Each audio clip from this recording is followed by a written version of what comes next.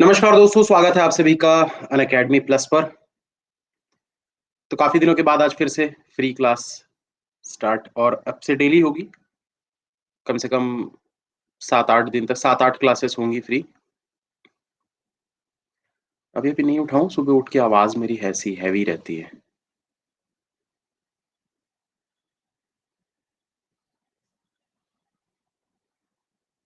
ठीक है, तो क्योंकि मेरी प्लस क्लासेस अब लगभग सब खत्म हो चुकी है, नया बैच अब चालू होने वाला है। पुराने सारे बैचेस लगभग खत्म हो गए हैं, तो अब फ्री टाइम रहेगा थोड़ा-सा तो कम से कम 10 क्लास तो लूँगा ही। जैसे पिछले महीने लिया था एक्स्ट्रा 10 क्लासेस, तो इस बार भी एक्स्ट्रा 10 क्लासेस अपनी तरफ से मैं इस बार लूँगा। ठीक है, चलिए तो स्टार्ट करते हैं दोस्तों। उम्मीद करता हूँ कि आप लोगों ने वो वाला क्वेश्चन बनाया होगा जो मैंने आप लोगों को होमवर्क दिया था।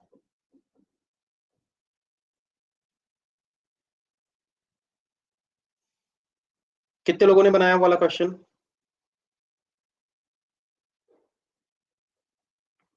बन गया था? चलो, कुछ लोग यहाँ पर नए भी होंगे तो मैं क्वेश्चन दिखा देता हूँ आप लोगों को। करीब 6 मिनट का मैं समय दूँगा आप लोगों को सॉल्व करना है इस क्वेश्चन को। जितने भी लोगों ने पहले सॉल्व नहीं किया था ज़रूर इसको ट्राई कीजिए आप लोग एक बार।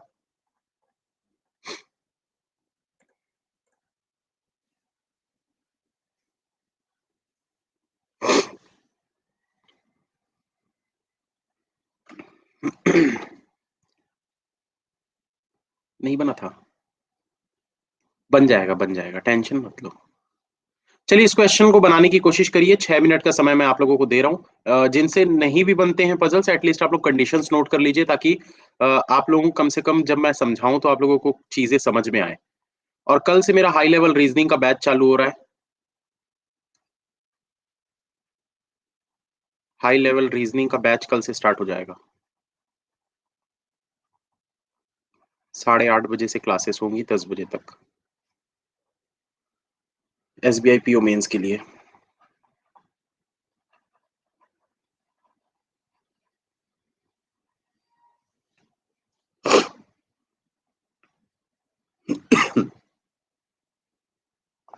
आज सिर्फ एक ही फ्री क्लास है। डेली 1 या 2 फ्री क्लास रहेगी अभी आने वाले 1 हफ्ते, ये वाले हफ्ते में।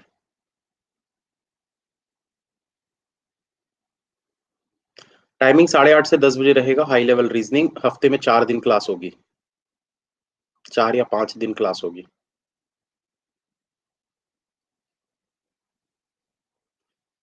पीएम 8:30 बजे सुबह कौन आएगा यार क्लास में? आधे स्टूडेंट्स तो उठते ही नहीं है। हफ्ते में 4 दिन तो मेरी भी नींद नहीं खुलती 8:30 बजे से पहले। रात को 2-2 3-3 बजे तक सोने वाले कहाँ से उठ जाएंगे? कल रात को भी 3 बजे तक ग्रुप में एक्टिव थे लोग, चिट चैट पे।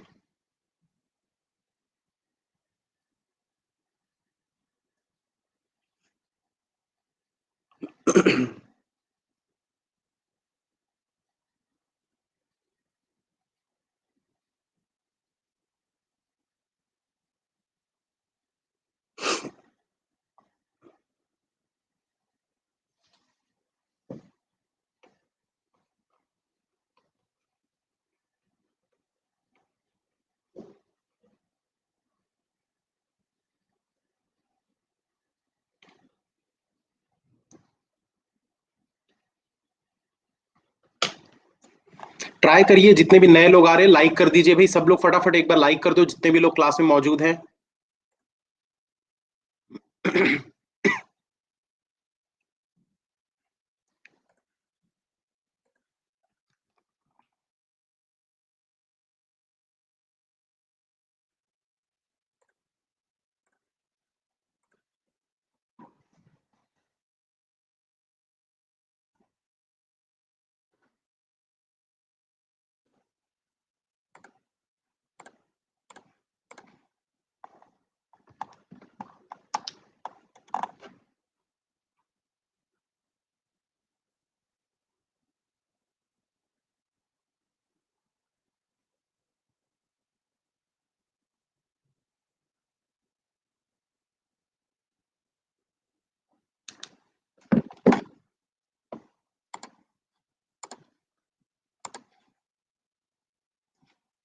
बिगिनर्स के लिए बैच कब आएगा? देखो बिगिनर्स को अगर करना है तो आप लोग साथ में कर सकते हो, क्योंकि ऑलरेडी जो कोर्सेज़ हो चुके हैं, अभी एक मेरा एसबीआई पीओ का प्री वाला बैच चल रहा है, जिसमें हफ्ते में सिर्फ 2 क्लास होती है, उसमें अभी तक मुश्किल से 6 क्लासेस हुई है। तो आप चाहो तो उसको कर सकते हो। 6 क्लास मतलब डेढ़-डेढ़ घंटे के हिसाब से 9 घंटे, तो 9 घंटे आपको देखना है 2 से 4 दिन में कवर हो जाएगा वो।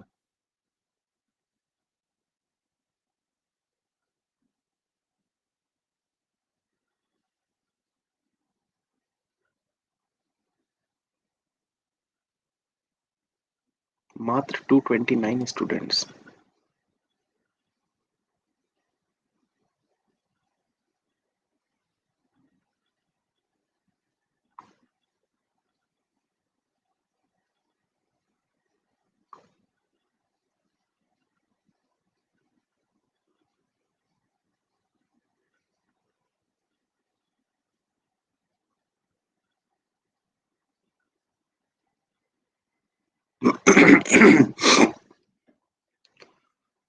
जो भी अनअकैडमी प्लस का सब्सक्रिप्शन लेना चाहते हैं, डिस्काउंट कोड है ANKUSHYT10।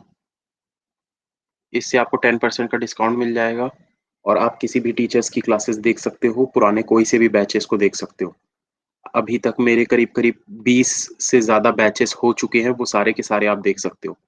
SBI PO, IBPS PO, RRB PO सबके बैचेस मैं ले चुका हूँ पिछले साल, वो सारे बैचेस आप देख के अपने बेसिक क्लियर कर सकते हो और साथ ही साथ आने वाले सारे बैचेस भी देख पाओगे। चलिए, स्टार्ट करते हैं दोस्तों, उम्मीद करता हूँ आप लोगों ने ट्राई किया होगा। कितने लोग हैं भई यहाँ पर जिन्होंने ट्राई किया इसको क्वेश्चन को? होमवर्क सबसे पहले तो मुझे ये बताओ कि होमवर्क जब मैंने ये दिया था आप लोगों को 4 दिन हो गए करीब, किसने-किसने ये सॉल्व कर लिया? यस करो।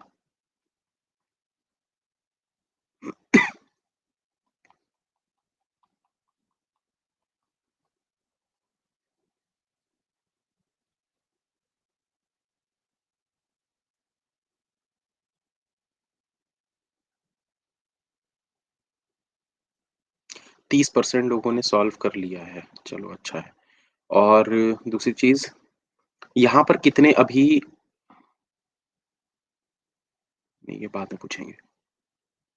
अभी कितने लोगों ने इसकी कंडीशन सारी नोट कर ली? यस करो।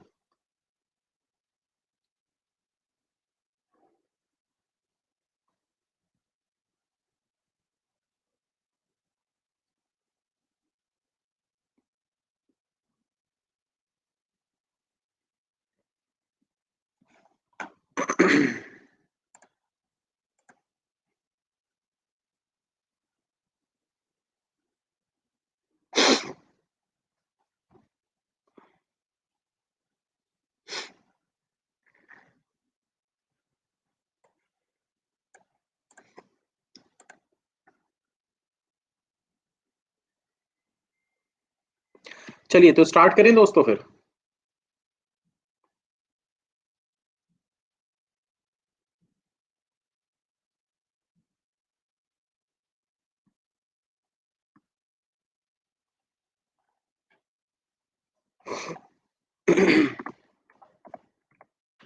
देखिए, यहाँ पर क्या बोल रहा है, ध्यान से देखते जाइएगा भई, जिनको भी मेंस लेवल के पज़ल नहीं बनते हैं, ध्यान से देखिए और 11:30 बजे अभी यूट्यूब पे सेशन होने वाला है, तो 11:30 बजे भी हम मेंस के क्वेश्चन देखेंगे, रीज़निंग के। The difference between the ages of R and L is 9 years. सबसे पहले तो यहाँ पर देखते हैं कि बोला क्या है शुरुआत में। शुरुआत में बोला है 10 persons of a family of 3 generation were born in different years such as all of them are of different ages. Also, each of them are related to each other. All the calculations of ages are to be done on the basis of year 2019. 2019 के हिसाब से इनकी आपको age calculate करनी है सभी की। सबकी डिफरेंट एज होनी चाहिए, ठीक है? सबकी डिफरेंट एज होनी चाहिए। Also each of them are related to each other, मतलब एक दूसरे से रिलेटेड है, भाई बहन चाचा मामा ताया, इस टाइप से सब रिलेटेड है, ब्लड रिलेशन बनेगा इन सबका, ठीक है? और कितने लोग हैं टोटल? 10 पर्सन है। तो ये 3 चीज़ों को आप लोगों को याद रखना है, आगे चलते हैं। अब यहाँ पर आप लोगों को क्या बोल रहा है? The difference between ages of R and L is 9 year which is same as difference between the age of T and M. मतलब कि आर और एल का जो भी डिफरेंस होगा वो किसके बराबर है? वो किसके बराबर है? टी और एम के डिफरेंस के बराबर। टी और एम के डिफरेंस के बराबर। और ये है कितना? 9 ईयर्स। ठीक है, 9 ईयर्स है। आगे क्या बोल रहा है, N is 21 year old. N जो है वो 21 साल बड़ा है, 21 साल बड़ा है एन। ठीक है, ईयर बाद में निकालेंगे, अभी बस इसको देखते जाइए। आगे आपको क्या बोल रहा है, difference between the ages of N and M is a perfect square of 4, यानी 16। 4 का परफेक्ट स्क्वायर क्या होता है, 16। तो आपको क्या बोल रहा है यहां पर, difference between the ages of N and M is a perfect square, यानी कि एन और एम का जो डिफरेंस होगा, difference between age of N and M is a perfect square, यानी कि 16 है। ठीक है, तो इससे आप m की वैल्यू निकाल सकते हो। m या तो 5 साल का होगा या तो 16 साल ऊपर लेकर चले जाओ, 36। तो m की वैल्यू आपको पता चल जाएगी भाई, कितना हो सकता है, 5 हो सकता है या 36 हो सकता है। 36 नहीं, 37, 37। 21 में 16 या तो ऐड करोगे या तो 16 कम करोगे। m जो है वो n से या तो बड़ा होगा या तो छोटा होगा, और 16 साल का डिफरेंस आना चाहिए। n की एज आपको पता है 21 साल का है, तो या तो 21 साल से आप 16 साल कम कर दो तो 5 आ जाएगा, या फिर आप 16 साल बढ़ा दो। ठीक है। चलो, तो वो बाद में देखेंगे, या यहां पर ऐसा लिख देता हूं, एम की एज जो है या तो 5 होगी या तो 37 होगी। आगे देखते हैं, आगे क्या बोल रहा है, only 3 person are younger than P. P से यंगर सिर्फ 3 पर्सन है। भाई 10 लोग अगर आपको दिया हुआ है तो पूरे 10 के नाम हम यहाँ पर लिख सकते हैं, ऐसे 10 9 8 7 करके लिख लेते हैं यहाँ पर। 10 9 8 7 6 5 4 3 2 1। अब इसमें ईयर भी लिखने पड़ेंगे ना हमको, क्योंकि हमको एज भी लिखनी है, ईयर भी लिखना है, तो हम सारी चीजों के लिए यहाँ पर जगह बना देंगे।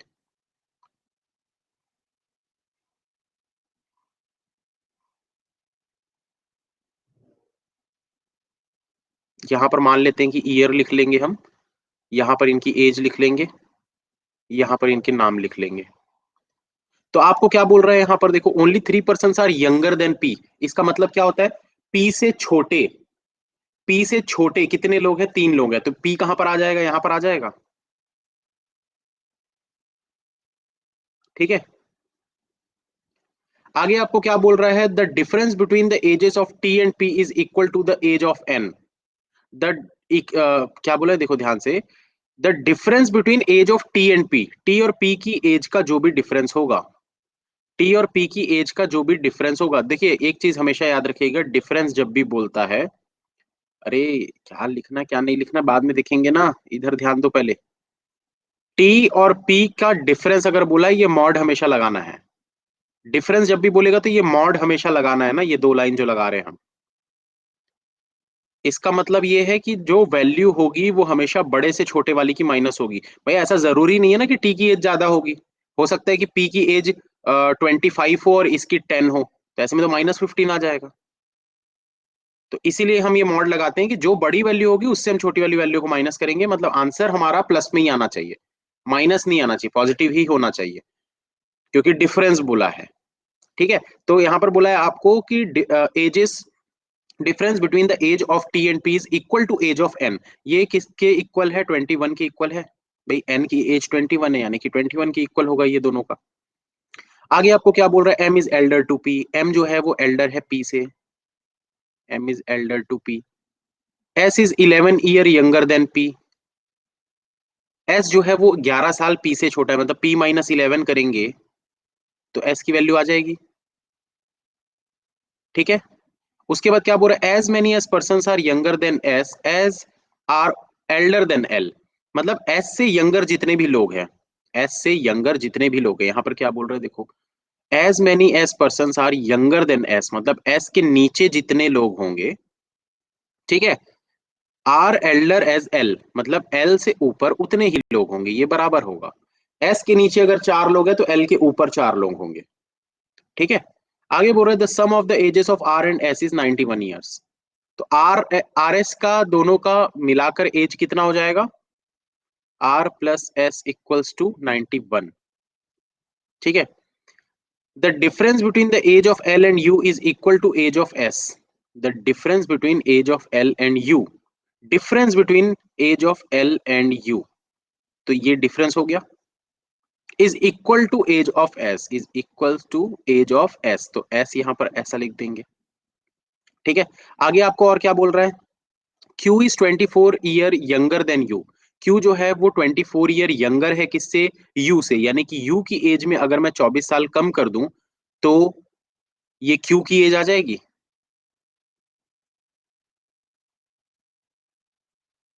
आ जाएगी ना? U की एज में अगर मैं 24 साल कम कर दूं तो Q की एज आ जाएगी। आगे आपको बोल रहे थे difference between the ages of U and Q is same as the difference between Q and O। Difference between age of U and Q, U और Q की एज का जो भी डिफरेंस होगा वो किसके बराबर होगा? Q और O की एज के डिफरेंस के बराबर। और ये तो आपको पता ही है ना भाई कितना था। U और Q का एज डिफरेंस कितना था? 24 था। तो आप इसको डायरेक्ट ये वाली इक्वेशन को यहां से हटा देते हैं, ऐसा इसको हटा देते हैं और डायरेक्ट यहां पर 24 लिख देते हैं कि ये दोनों का ही 24 है। U और Q का डिफरेंस भी 24 है और Q और O का डिफरेंस भी 24 है। ठीक है, इस वाले में मॉड नहीं लगेगा क्योंकि इस वाले में U से ही छोटा होगा ये Q। ठीक है, इस वाले में U से ही Q छोटा होगा, इसीलिए इसमें मॉड नहीं लगाएंगे हम। U की वैल्यू बड़ी ही होगी 100%। क्यों? क्योंकि बोला है ना भाई, Q इज 24 ईयर यंगर, मतलब छोटा है। बता दिया है आपको। R is just elder than L। R जो है वो जस्ट एल्डर है किससे? L से। Just Elder. हाँ, ये SBI PO लेवल का क्वेश्चन है, मेंस का। All the relations of the persons are based on the ages of the person, such as their ages are in descending order according to their generation. That is, eldest person belongs to the first generation, while the youngest person to the third generation. The eldest one is husband of third eldest. जो भी third eldest है उसका husband, मतलब 8 का husband बोल सकते हो 10 को। 10 जो भी है ये हस्बैंड है किसका? 8 वाले का। ऐसा बना सकते हो भाई, ये नंबरिंग के हिसाब से बना रहा हूं मैं, ध्यान से देखना इस चीज को। यहां पर आपको क्या बोला है? The eldest one. Eldest one मतलब ये 10th नंबर वाला is husband of third eldest. तो थर्ड एल्डेस्ट कौन है? 8th वाला, तो इसका हस्बैंड है भाई ये। आगे आपको क्या बोला? The age of the second eldest person, the age of the second eldest person daughter is a perfect square. The age of second eldest person daughter, तो सेकंड एल्डेस्ट जो भी पर्सन है 9, उसकी डॉटर। ठीक है, तो इसको चलो पहले इस चीज को पहले हम कंप्लीट करने की कोशिश करते हैं, वरना ये हम बहुत उलझ जाएंगे। पहले इसको पढ़ लेते हैं बस ऐसे ही। The youngest person has no sibling, ठीक है। Fifth eldest is the mother of the third youngest. Fourth eldest is son in law of third eldest. Fifth youngest is the husband of fourth youngest. There are 3 married couples in the family, none of the member of the third generation is married. Second eldest is father in law of fifth eldest. Youngest member is the one is the only female of third generation. Fourth eldest has no children. ठीक है, ये पूरा blood relation के बारे में दिया, तो इसको हम बाद में करेंगे। पहले हम इस चीज से सेट करते हैं, क्योंकि ये इक्वेशंस को सॉल्व करके आपका यहाँ पर पूरा का पूरा इनका अरेंजमेंट बन जाएगा। तो ये आपको नंबरिंग लिखने की जरूरत नहीं पड़ेगी, अभी मैं इसको हटा देता हूँ, ये बाद में लिखेंगे हम। ठीक है, इतने को पहले हम सॉल्व करते हैं। चलो बताओ भाई, आप लोगों को क्या लगता है कौन सी कंडीशन आपके हिसाब से बेस्ट है?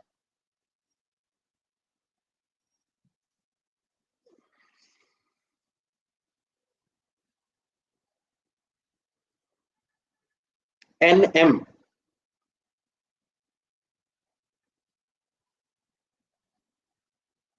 देखो इसमें ना आपको थोड़ा सा सोचना पड़ेगा यहाँ पर। यहाँ पर हम कैसे सोच सकते हैं?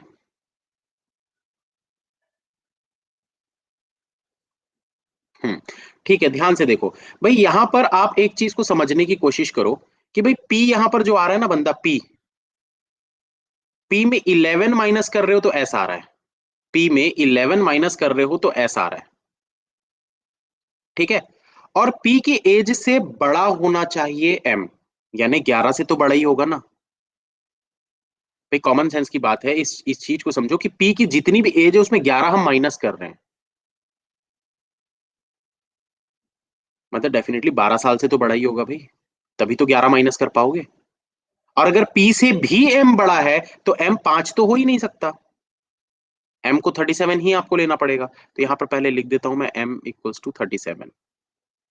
अब इसकी वैल्यू को हम पुट करेंगे भाई, जहां जहां भी आपको वैल्यूज दिख रही है वहां वहां पर आप पुट करते जाओ। एन की वैल्यू आपको पता थी 21 है, यहां पर लिख देते हैं एन की वैल्यू 21। ठीक है, n माइनस एम 16 कैसे हुआ मीनल जी? क्वेश्चन पढ़ा करो अच्छे से, क्वेश्चन में दिया हुआ है। ठीक, ये वाली चीज हो गई। अब देखो इसके बाद और क्या आप कहां पर सेट कर सकते हो, कौन सी चीज को रख सकते हो, जल्दी बताओ। कहां पर रख सकते हो इसकी वैल्यूज को?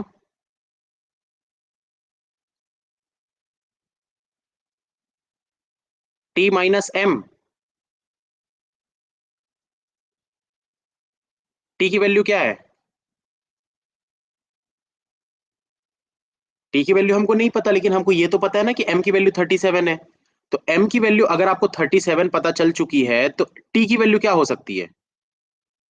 टी की वैल्यू क्या हो सकती है?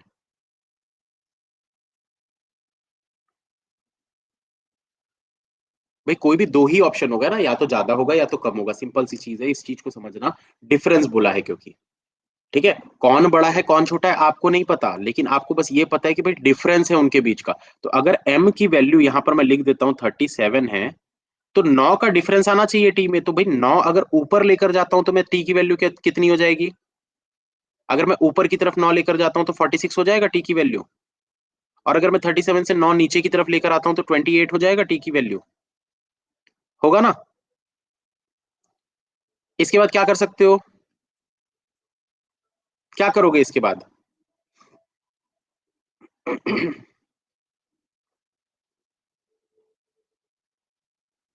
टी और पी वाली कंडीशन को लगाओ, ये देखो टी और पी वाली कंडीशन को लगाओ। देखो सिंपल सी चीज यहां पर समझने की कोशिश करना। अगर टी की वैल्यू को मैं 28 मानता हूं, ध्यान से देखना, अगर मैं टी की वैल्यू को 28 मानता हूं और पी के लिए मैंने आप लोगों को जस्ट थोड़ी देर पहले क्या बोला था कि भाई पी की वैल्यू एटलीस्ट 12 तो होनी ही चाहिए।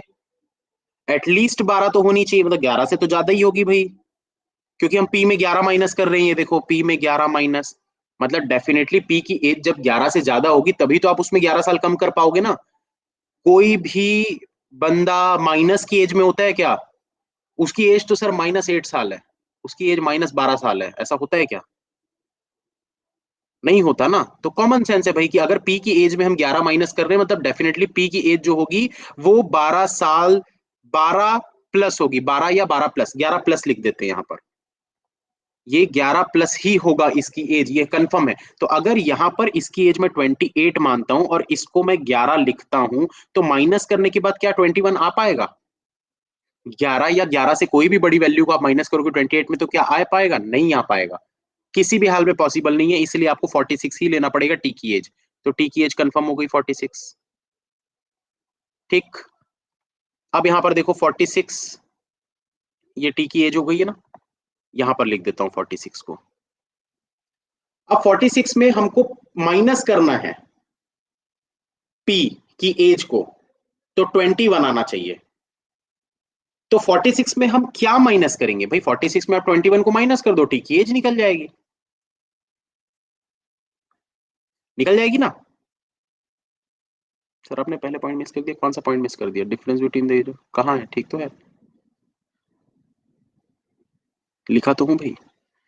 तो यहां पर क्या बोल रहा है भाई, देखो टी और पी की एज का डिफरेंस अगर 46 से 21 आना चाहिए, इसका 46 आपको पता है, 46 में 21 कम कर दो। अब देखो यहाँ पर एक बात ये भी होती है, कुछ लोग ये बोलेंगे सर 46 से ज्यादा भी तो हो सकता है। अरे भाई यहाँ पर ये फोर्थ यंगेस्ट पर्सन है यार, फोर्थ यंगेस्ट खुद ही सोचो ना, थर्ड जनरेशन का बंदा, फोर्थ यंगेस्ट पर्सन 10 लोगों के जनरेशन में 62 साल के आसपास होगा क्या? नहीं होगा ना। क्वेश्चन के हिसाब से सोचो, क्वेश्चन के हिसाब से आपको क्या दिया हुआ है उस हिसाब से सोचो आप। ठीक है, क्योंकि आप लोगों को यहाँ पर देखो 9 9 साल का डिफरेंस दिया है। ठीक है, तो इस हिसाब से पॉसिबल ही नहीं हो पाएगा कि ये जो फोर्थ यंगेस्ट पर्सन है उसकी एज 60 65 साल पहुंच जाए, ये पॉसिबल ही नहीं है। तो इसमें हम 21 को कम करेंगे तो कितना हो गया? पी की एज कितनी आ गई? 25। चलो पी की एज यहां पर लिख देते हैं 25। ठीक है, और वैसे भी यार एम से छोटा है ना पी, तो हमको पता था एम की 37 है, तो वो हो भी नहीं सकता था। यहां से भी आप लॉजिक लगा सकते हो, क्योंकि एम से छोटा है पी, ये देखो। अब इसके बाद क्या कर सकते हैं दोस्तों?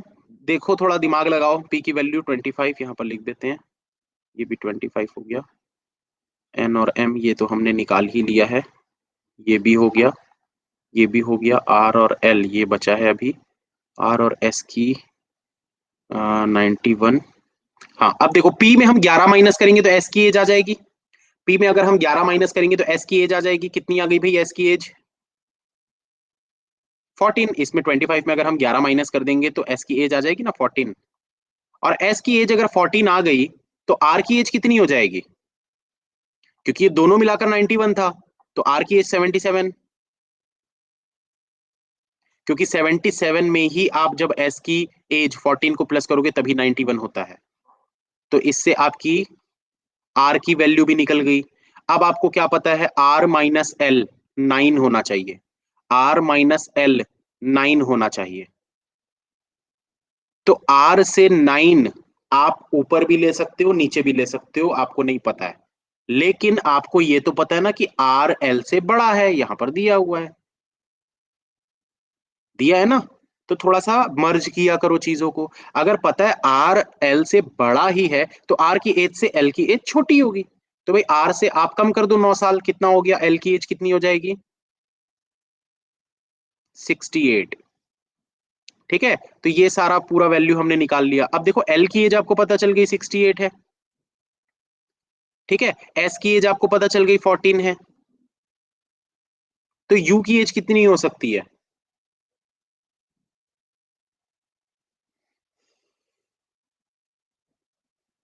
54।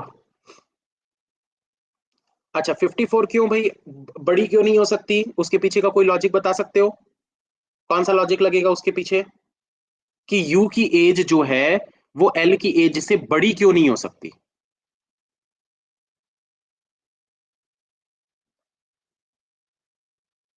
क्यों नहीं हो सकती बताओ ना, कौन सी कंडीशन से हम कर रहे हैं यहां पर, मतलब देख रहे हैं ऐसा कि नहीं हो सकती बड़ी?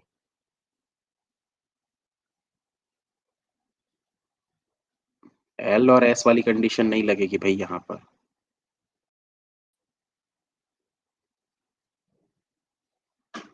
लग भी सकती है। एस अगर 14 है मतलब कि दो ही लोग नीचे हो सकते हैं, 25 के नीचे। यहाँ पर अगर मैं 14 को रखता हूँ, दो लोग नीचे हो सकते हैं तो दो लोग बड़े हो सकते हैं एल से 68।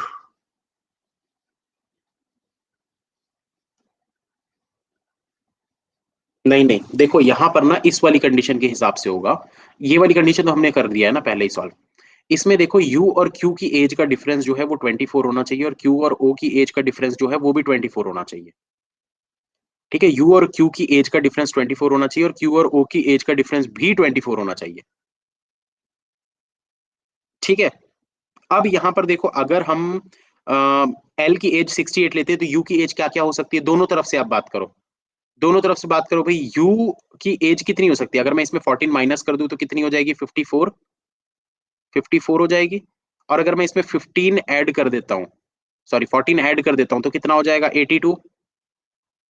ये दो चीजें पॉसिबल हो रही है। ये दो चीज पॉसिबल हो रही है, इसमें से कौन सी होगी आपको अभी नहीं पता, अभी मत लिखना ना। लेकिन दोस्तों अब यहां पर ध्यान देना इस चीज में। भाई यू की एज अगर हम 82 मानते हैं और क्यू की एज 24 साल उससे कम होनी चाहिए, भाई 82 से और ऊपर 24 तो बढ़ाओगे नहीं। तो क्या करोगे, यू से आप यहां से 24 कम करोगे, 24 कम करने से कितना आ जा रहा है? कितना आ रहा है? 58 आ रहा है। चलो यहां पर मैं लिख देता हूं ना साइड में ताकि आप लोगों को समझ में आ जाए, यू माइनस क्यू वाली कंडीशन को लिख रहा हूं। अगर यू की एज में 82 मानता हूं तो क्यू की एज कितनी हो जाएगी? 58 हो जाएगी। अगर यू की एज में 54 मानता हूं तो क्यू की एज कितनी हो जाएगी? 30। अब इसी चीज में देखना क्यू और ओ वाली चीज को। भाई क्यू की एज अगर हम 58 मान रहे हैं तो ओ की एज कितनी होगी?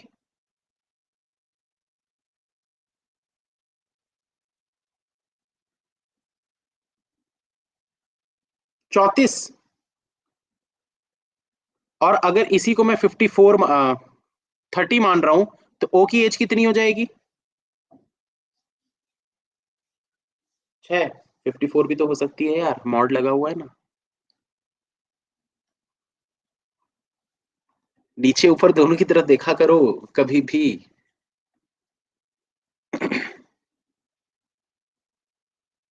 ओ हो, वही तो बोल रहा हूँ ना, ओ हो सकता है ना भाई।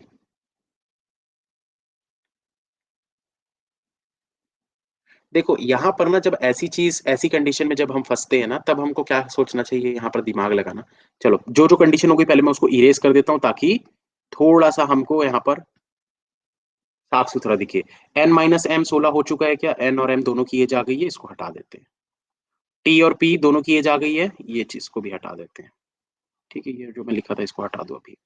और कौन सी कंडीशन हो गई थी? आर और एल, आर की एज आ गई, एल की एज आ गई, टी की भी एज आ गई, एम की एज आ गई, ये वाला भी हो गया है। आर और एस 91, आर और एस दोनों ये आ चुका है, एन की 21, ये भी पता है हमको। ठीक है, पी और 11, पी और एस दोनों की आ गई है, इसको भी हटा देते हैं।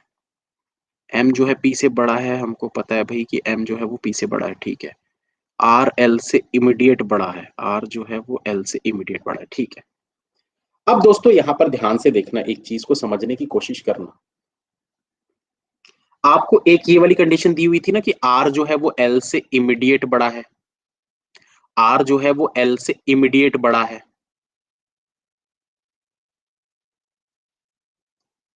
अब यहां पर देखो, अगर इसको आप 68 लेते हो, एल को, जो हम अभी ले रहे थे ना, जो दो तीन चीजें हम यहां पर चेक कर रहे थे, तो वो क्या क्या चेक कर रहे थे भाई, कि यू की एज 82 भी हो सकती है, 54 भी हो सकती है। अकॉर्डिंग टू दिस 68 माइनस ये 14 करोगे, या 68 प्लस 14 करोगे, दो केसेस बनते हैं यू की एज के लिए। अब ध्यान से देखना यहां पर कि अगर यू ग्रेटर क्यू दिया है, कहां दिया है? अच्छा, यू ग्रेटर देन क्यू दिया हुआ है, ठीक है। इसमें मॉड नहीं लगा है, इसमें मॉड नहीं लगा है, मतलब यू जो है वो क्यू से बड़ा है। इसको भी यहाँ पर लिख देते हैं ताकि एक कंडीशन हमको दिखे। अब देखो यहां पर ध्यान से देखो, आपको ना तो क्यू की एज पता है, ना तो यू की एज पता है। आपको ना तो यू की एज पता है, ना तो क्यू की एज पता है, पर यह पता है कि यू बड़ा होगा। ठीक है, यू बड़ा होगा, ये तो कंफर्म है क्यू से। अब सोचो, अगर कि अगर मैं यू की एज को 54 लेता हूं और 24 का डिफरेंस आना चाहिए, यू की एज को अगर मैं 54 लेता हूं, तो क्यू 30 हो जाएगा, होगा ना? अगर मैं यू की एज को 82 लेता हूं तो कितना हो जाएगा? वही चीज जो मैं अभी थोड़ी देर पहले पूछ रहा था, उसी चीज को पूछ रहा हूं। 58 हो जाएगा क्यू की एज।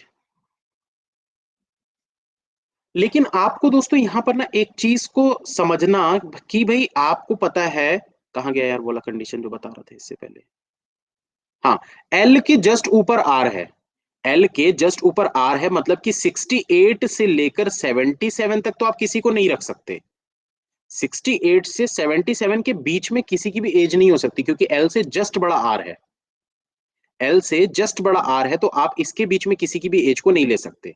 पर 77 से बड़ा तो ले सकते हो ना, 82 तो ले सकते हो, ये तो पॉसिबल है, ये तो पॉसिबल है। तो 54 ही क्यों, 82 भी तो हो सकता है ना। चलो, तो अब यहां पर क्या करना है दोस्तों, देखो इसको रखते हैं 58 भी तो होगा, हाँ हो सकता है ना, तो मैं मना थोड़ी कर रहा हूँ कि 58 नहीं हो सकता है, पॉसिबल है, दोनों चीजें पॉसिबल है ना।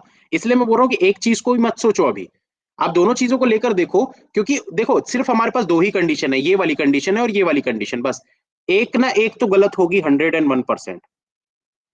एक ना एक कंडीशन गलत होगी। अभी मैंने कुछ एक्स्ट्रा नहीं समझाया है, सिर्फ उसी की बात की हूँ जो यहाँ पर लिखा हुआ है। भाई यू की एज आपको पता है कि क्यू से बड़ा है, आर के जस्ट नीचे एल होना चाहिए। अब यहाँ पर देखो दोस्तों, इनको ना एज के हिसाब से थोड़ा सा हम यहाँ पर सेट करते हैं।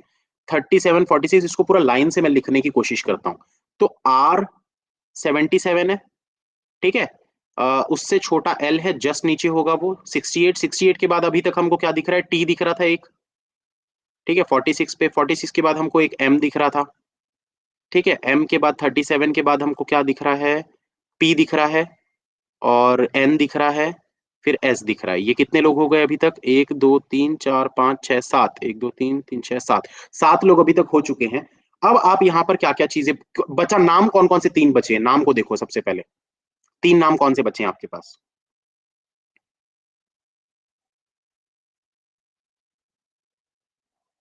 यू, क्यू और ओ, ठीक है। अब देखो, इसको चेक कैसे करते हैं, इस टाइप की कंडीशंस को मैं बता रहा हूं ना, ध्यान से देखना। भाई आपको पता है ना कि पी के नीचे तीन लोग आने चाहिए। पी यहां पर दिया है, इसके पीछे का रीजन है, तभी उसने वहां पर दिया है, वरना नहीं देता। अगर पी की एज यहां पर दी है, मतलब डेफिनेटली तीन लोग नीचे आने वाले हैं। अभी तक आपको पता है कि एन और एस आए हैं, मतलब यू क्यू ओ में से कोई ना कोई एक पर्सन 25 से कम का होना चाहिए। यू क्यू और ओ में से कोई ना कोई एक पर्सन 25 से कम का होना चाहिए। इससे हो जाएगा अब, इससे अब निकाल सकते हो आप। भाई सिंपल सी बात है ना, ये देखो, अगर क्यू की एज, अगर अगर क्यू की एज को आप 58 लेते हो, अगर क्यू की एज को आप 58 लेते हो, तो 24 साल कम करोगे तो ओ की एज 34 होगी। ठीक है, होगी 34। देखो ध्यान से देखना, अगर यू की एज को हम 82 ले रहे हैं तो इसकी 58 होगी। 82, 58 और 58 से 34, तो तीनों ही बड़े हो गए ना ये तो। हाँ या ना? तीनों ही बड़े हो गए ना, बट हमको एक पर्सन तो एटलीस्ट चाहिए ना भाई नीचे। पी के नीचे अभी हमको सिर्फ दो लोग दिख रहे हैं, दो तो आप सेट कर दो, एक बंदा कहां से लाओगे फिर? कोई एक तो चाहिए ना जिसकी एज कम हो। तो इसीलिए हमको क्या करना पड़ेगा, ये वाली कंडीशन को चेक करो अब आप। अगर आप यू को 54 रखते हो तो क्यू की एज 30 हो जाएगी और ओ की एज 6 हो जाएगी, तो ओ सबसे छोटा हो जाएगा। लेट सपोज, तो मैं ब्लू कलर में जो भी लिख रहा हूँ वो पॉसिबिलिटी है ना, ये पॉसिबिलिटी है, हमको नहीं पता अभी। सेट हो जाएगा मतलब सही है फिर। ओ की 6 हो गई, 6 से जस्ट बड़ा अब कौन हो गया आपके पास? यहाँ पर चलो एज भी लिख देता हूं मैं। ओ की 6 हो गई, क्यू की 30 हो गई और यू की 54 हो गई। चलो अब रखते जाओ, ओ से बड़ा कौन? एस। एस की एज कितनी है? 14। उसके ऊपर कौन आएगा? एन। एन की एज कितनी? 21। ठीक है, अब देखो पी से बड़ा कौन है भाई? 25 से बड़ा कौन है? एम। एम की एज कितनी है? 37। उससे पहले आ जाएगा क्यू, तो यहां पर रख दो क्यू को जिसकी एज है 30। ठीक है, उसके बाद इसके बाद कौन आ जाएगा? एम आ जाएगा। एम की एज है 37। ठीक है, अब 37 से बड़ा कौन है? 37 से बड़ा है, एम से बड़ा टी, 46। तो ये हो गया 46। ठीक, उसके बाद देखो 46 से बड़ा और क्या दिख रहा है आपको? 54 दिख रहा है, यू। तो यहाँ पर रख दो यू को, ये 54 हो गया। अब उसके बाद देखो यू के बाद एल और आर दो लोग बचे थे, तो एल और जस्ट पड़ा है आर, तो एल की एज थी 68 और आर की एज है 77। ठीक, तो ये चीज हो गई पूरी की पूरी। अब आप चाहो तो पूरा एक बार चेक कर सकते हो। देखो तो ये चीज ध्यान में रखना, हमेशा कभी भी इस टाइप का क्वेश्चन आता है ना, तो ये चीज को जरूर चेक करना। भाई पूरे अरेंजमेंट में, पूरे के पूरे अरेंजमेंट में आपको सिर्फ एक बंदे का नाम यहाँ पर दिया हुआ था। उसके पीछे का रीजन ही ये था कि आखिरी में जब ये तीन बच रहे हैं, तो आपको पता है कि भाई एक बंदा आपको नीचे ही चाहिए था, इस वजह से ये वाला हमारा सही हुआ, ये गलत हो गया। ठीक है, चलो तो ये चीज सेट हो गई हमारी पूरी। अब ये सबको हटा देते हैं, अब इसकी जरूरत नहीं है। अब आगे देखते हैं, फैमिली चार्ट बनाते हैं इसका। कितने लोग क्लास में मौजूद है भाई? लाइक कर दीजिए फटाफट सभी लोग।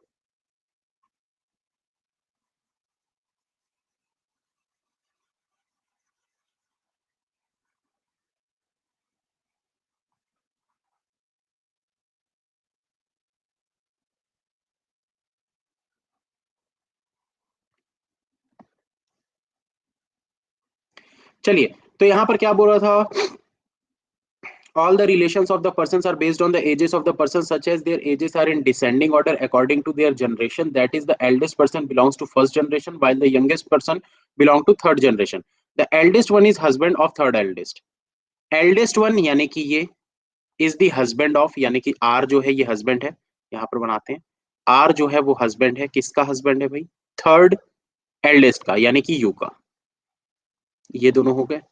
अब आपको आगे क्या बोल रहा है? Eldest one is husband of third eldest. The age of the second eldest person daughter, the age of the second eldest person daughter. Second eldest person daughter मतलब कि सेकंड एल्डेस्ट पर्सन कौन है? एल। तो उसकी जो daughter होगी उसकी as एक परफेक्ट स्क्वायर है। तो यहां पर आपको परफेक्ट स्क्वायर कौन कौन सा दिख रहा है भाई? परफेक्ट स्क्वायर कौन कौन सा दिख रहा है? सिर्फ एक ही दिख रहा है, पी। 5 का परफेक्ट स्क्वायर 25, ये देखो। मतलब डेफिनेटली एल की जो डॉटर होगी वो पी हो जाएगी। फिर से सुन लो जिनको नहीं समझ में आया, आपको क्या बोला है? The age of second eldest person daughter, मतलब सेकंड एल्डेस्ट पर्सन एल, इसकी डॉटर का एज एक परफेक्ट स्क्वायर है, तो वो है पी, मतलब एल की डॉटर हो गई पी। आगे बोल रहा है the youngest person has no sibling, मतलब कि ओ का कोई भी सिबलिंग नहीं है, ओ अकेला है। ओ अकेला है, इसका कोई भी सिबलिंग नहीं है। Fifth eldest is the mother of third youngest. Fifth eldest, 1 2 3 4 5, fifth eldest यानी कि एम जो है, ठीक है, एम, फिर the youngest person has no, fifth eldest is the mother of third youngest, तो थर्ड यंगेस्ट कौन है, एन। तो एम जो है ये मदर हो जाएगी किसकी, एन की। यही बोल रहे हैं ना, ये देखो ध्यान से देखो, fifth eldest is the mother of third youngest, तो फिफ्थ एल्डेस्ट थी एम, वो मदर है एन की। Fourth eldest is son in law of third eldest. Fourth eldest, तो फोर्थ एल्डेस्ट कौन है भाई, टी है। तो टी जो है वो क्या है बोल रहा है, T is the son in law. Son in law का मतलब क्या होता है कि ये उनकी बेटी से शादी किया है। किसकी बेटी से शादी किया है, fourth son in law of third eldest. Third eldest कौन है, यू, मतलब यू की कोई बेटी होगी, इसकी बेटी से टी ने शादी की है। तो ये हो गया ऐसा, ऐसे ही बनेगा ना।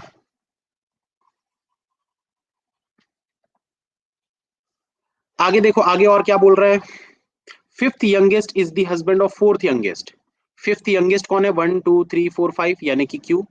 तो क्यू जो है वो हस्बैंड किसका है, Q is the husband of, fifth youngest is the husband of fourth youngest, 1 2 3 4, यानी कि पी। तो यहां पर पी के सामने आप ऐसे क्यू को लिख सकते थे ऐसा, ठीक है। आगे आपको क्या बोल रहा है, there are 3 married couples in the family, 3 married couples हैं।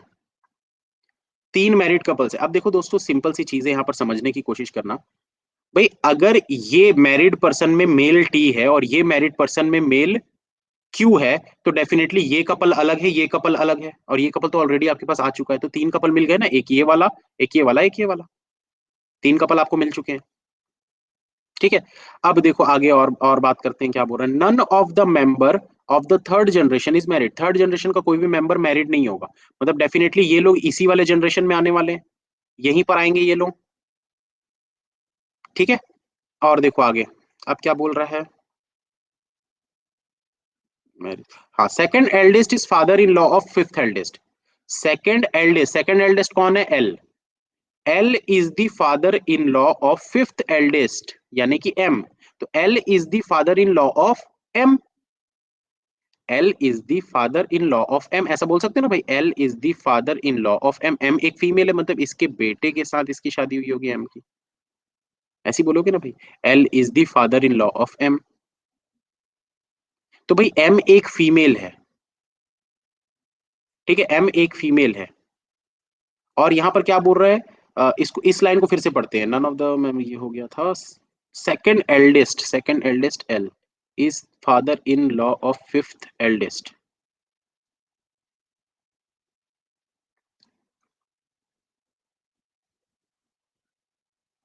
एम और टी साथ, हाँ हो सकता है भाई, बिल्कुल हो सकता है एम और टी, ठीक है, चलो बाद में देखेंगे उसको। अब आगे देखो, आगे क्या बोल रहा है, youngest member is the only female of third generation. Youngest member जो भी है ये ओनली फीमेल है, यानी कि ओ एक फीमेल है, ओ जो है ये एक फीमेल है, और ये ओनली फीमेल है, इसके अलावा और कोई फीमेल नहीं होगी, सारे मेल होंगे। Fourth eldest has 2 children. Fourth eldest कौन है भाई, पी। तो पी के 2 बच्चे हैं। अब देखो इसको कनेक्ट करते हैं, कनेक्ट कैसे करेंगे, कनेक्ट कैसे करेंगे, देखो आपको पता है कि ये जो एम है ये मैरिड है किसी ऐसे पर्सन से जिसके फादर एल है। एम जो है वो मैरिड है किसी पर्सन से, भाई एम कहाँ आ सकता है, 3 ही तो आपके पास वो थे ना, मैरिड कपल। एक कपल ये हो चुका है, एक कपल ये वाला हो चुका है, तो यही कपल तो बचा है।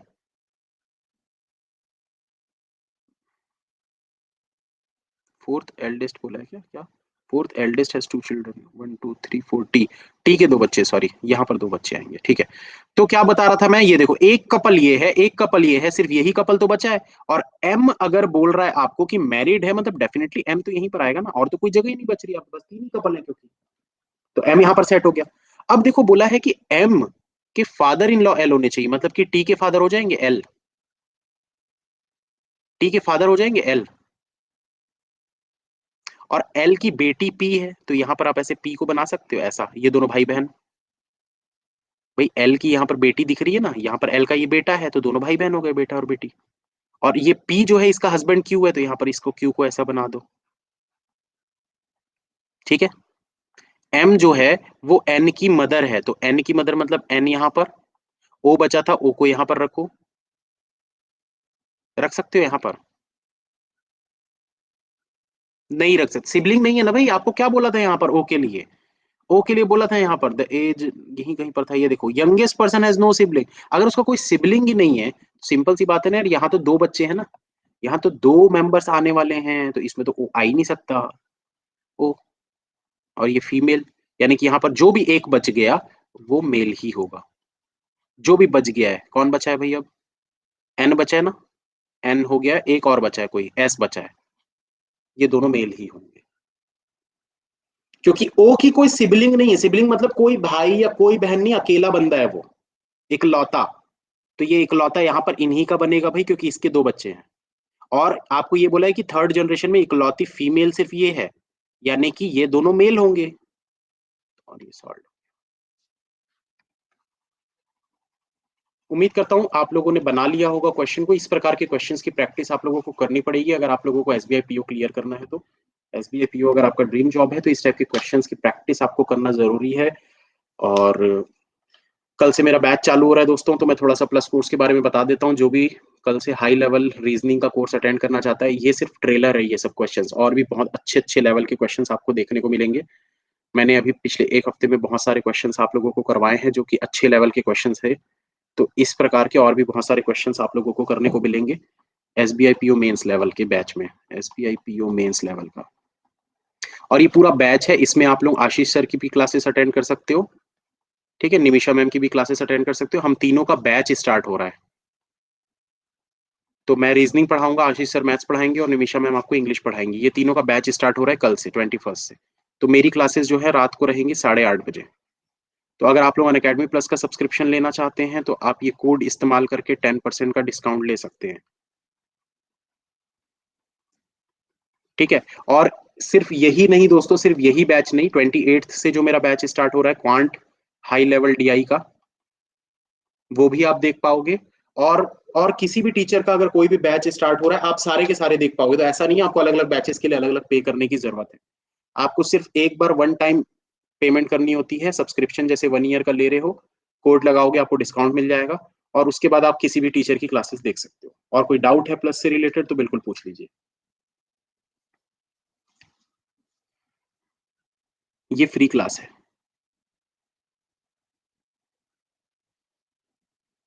प्राइस कितना है, देखो जितने ज्यादा समय का लोगे उतना कम प्राइस होते जाएगा। 1 साल का अगर आप सब्सक्रिप्शन लेते हो तो उसकी फीस है 6,000, 2 साल का लेते हो तो वो है 7,200। और इसमें आप ये कोड लगाने के बाद 10% का डिस्काउंट यानी 600 का डिस्काउंट हो जाएगा, इसमें 720 का डिस्काउंट हो जाएगा। आप पुराने सारे कोर्सेज देख सकते हो, सारे टीचर्स के, भाई सारे टीचर्स के कितने सारे कोर्सेज पढ़े। अगर आपको मैथ्स सीखना है, मैथ्स के मेरे कितने सारे कोर्सेज पढ़े हैं, रीजनिंग सीखना है, रीजनिंग के कितने सारे कोर्सेज हैं, मैथ्स के लिए आशीष सर के भी कम से कम 20 से ज्यादा कोर्सेज होंगे, इंग्लिश के लिए निमिषा मैम के कितने सारे कोर्सेज होंगे। तो आप सब कुछ सीख सकते हो, क्योंकि सब कुछ आप देख सकते हो। ईएमआई आपको तभी मिलेगा जब आपके घर में किसी के पास क्रेडिट कार्ड हो, क्योंकि ईएमआई की फैसिलिटी सिर्फ क्रेडिट कार्ड पर अवेलेबल होती है, डेबिट कार्ड पर नहीं होती।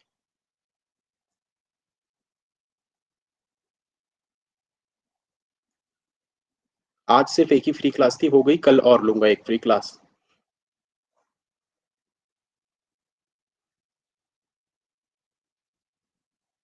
बाकी टीचर्स की क्लास की टाइमिंग देखो, आशीष सर का जो बैच है वो शाम को 4:30 बजे रहेगा। और निमिषा मैम का मुझे याद नहीं आ रहा है टाइम कितने बजे का है, सुबह का, सुबह 9 बजे। हाँ सुबह उनका 9 बजे क्लास रहेगी शायद। और जो मेरा दूसरा बैच 28 तारीख से चालू हो रहा है हाई लेवल डीआई का, तो उसका जो टाइमिंग रहेगा वो रहेगा 6:30, शाम को 6:30 से 8। तो 6:30 से 8 मैथ्स, और फिर 8, 8:30 से 10 तक रीजनिंग। तो नॉन स्टॉप 6:30 से आप 10 बजे तक 3 साढ़े 3 घंटे में दो क्लासेस आप लोगों की होंगी। और हफ्ते में सिर्फ 4 से 5 दिन हुआ करेंगी क्लासेस। मॉक टेस्ट भी होता है, मॉक टेस्ट भी मिलते हैं। Is all your batches discussing same question और different question, different question, same question पढ़ाने का मतलब ही क्या है। क्योंकि भाई किसी ने अगर साल भर का लिया है, साल भर में मेरे 10 बैच आते हैं, तो 10 बार थोड़ी एक ही क्वेश्चन को देखोगे आप। हाँ, ये है कि 7-8 महीने जब हो जाते हैं, उसके बाद या 1 आध साल बाद मैं 1 आध क्वेश्चन रिपीट कर देता हूँ, क्योंकि तब तक आप भी भूल जाते हैं। तो उसके बाद मैं रिपीट कर देता हूँ क्वेश्चन्स को, क्योंकि तब तक बहुत सारे 70% नए स्टूडेंट्स आ जाते हैं 1 साल के बाद।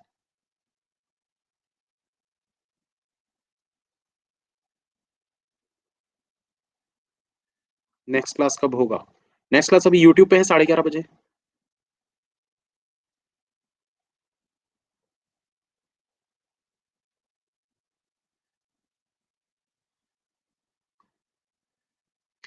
एक्सटेंड करना चाहते हो? हाँ, बिल्कुल डिस्काउंट मिलेगा।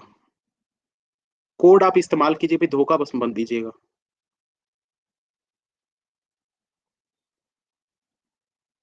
मैं एक ही चीज़ बस बोलता हूँ, कलवा आ जाएगा। धोखा नहीं देना भाई, कोड का इस्तेमाल ज़रूर कीजिएगा। चलिए, चलते हैं। Thank you, have a nice day, all the best. उम्मीद करता हूँ आप में से काफ़ी सारे स्टूडेंट्स कल मिलेंगे मुझे नए बैच में, और काफ़ी अच्छे-अच्छे लेवल के क्वेश्चंस हम करेंगे दोस्तों। उसमें धीरे-धीरे लेवल इंक्रीज़ करते जाएँगे हम, ठीक है ना? तो बस छुट्टी करते हैं अब। बाय, ऑल द बेस्ट, मिलते हैं। बाय।